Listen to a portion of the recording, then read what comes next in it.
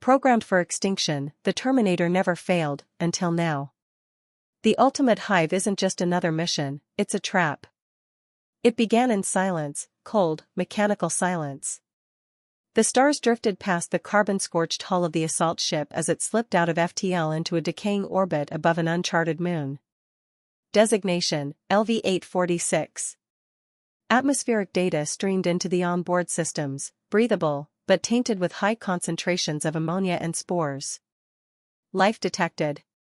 Hostile. Abundant. Unit X-93 powered up, eyes glowing a dull red in the gloom. Unlike most Terminators, he wasn't meant to infiltrate human resistance. He wasn't built to mimic kindness or blend into cities. He was a hunter, surgically efficient and built to do one thing: eradicate xenomorph queens. Skynet had learned from failure. After decades of human war, it turned its gaze outward, seeking an army that couldn't be reasoned with. It found the xenomorphs. It tried to control them. It failed. The first Hive broke free, infecting multiple outposts and ravaging Skynet's research colonies. So it built X-93. He was the answer. Planet after planet, the hunter model tracked and exterminated xenomorph queens. He was tireless, his synthetic muscles capable of withstanding acid sprays, his endoskeleton lined with thermal dampeners to hide from the queen's pheromonal senses. For 20 years, he destroyed hives. Dozens. Maybe hundreds. The numbers blurred. But something had changed. The last data packet intercepted from a long-dead Skynet satellite spoke of a signal, organic, hive-like, but enormous in scale.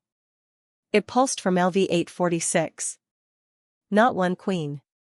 Not two. Something worse. Something more evolved. The ship tore through the clouds like a black knife, crashing through tree-sized fungal stalks that hissed with corrosive vapors. X-93 emerged from the flaming wreckage unfazed. His skin was long since scorched off, revealing the skeletal titanium beneath. He didn't need disguise here. Only weapons. A pulse rifle mounted to his shoulder whined to life. Internal processors mapped the terrain as he began the long march across an alien hellscape of chitin, mold, and bone. The world was alive with a low hum, a resonance that made his core vibrate slightly. Something was calling. Summoning. 2 clicks in, the first wave hit. A dozen drones, sleeker than standard, with bone-white armor and eyes that glowed blue. They were faster than usual, and more coordinated. X-93 dispatched them cleanly, conserving fuel cells, using only kinetic strikes and close-range blasts. Their blood hissed on his armor, but his composite plating held. Strange. These xenomorphs fought with tactics. He descended into a valley carved by acidic rivers and followed the signal into the tunnels. The architecture was twisted, more advanced than any hive he'd seen. There were carvings. Patterns. Symmetry. Almost like thought. That was when he found the first corpse. It wasn't human. It was a machine. One of his kind. A prototype. X-91. Shattered, torn in half, its memory core missing. The message etched beside it wasn't in code. It was burned into the wall with acid. We learned from you. No emotion crossed X-93's face. But his threat assessment system spiked into the red. This hive had absorbed something. And if it had learned, it had evolved. He pushed deeper. The air thickened with pheromones. Drones flanked the walls but didn't attack. They watched. Waited. As if instructed. He reached a massive chamber, a hollowed dome hundreds of meters wide, webbed with resin and laced with twitching veins. In the center, pulsing with oily grace, lay something monstrous. Not one queen. But many. A gestalt. A fusion.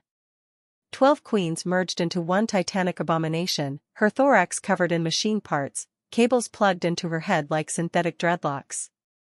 She didn't roar. She spoke. You are the last. X-93 raised his rifle. She hissed, and the chamber responded. Walls peeled back, revealing legions, not just drones but hybrids. Cyborg xenomorphs, metal grafted to muscle, their shrieks harmonizing like a demonic chorus. You taught us pain. We gave it purpose. The battle ignited. X-93 fired twin rockets into the mass, taking out 2 hybrids and disabling a third. He leapt forward, spinning with plasma blades extended, cutting through the swarm with surgical precision. Acid sprayed everywhere, blinding cameras and damaging servos, but he pressed on. He reached the queen, no, the Hive mother. She struck him with a biomechanical claw the size of a car, sending him into a pillar of resin. His chassis cracked, but didn't break.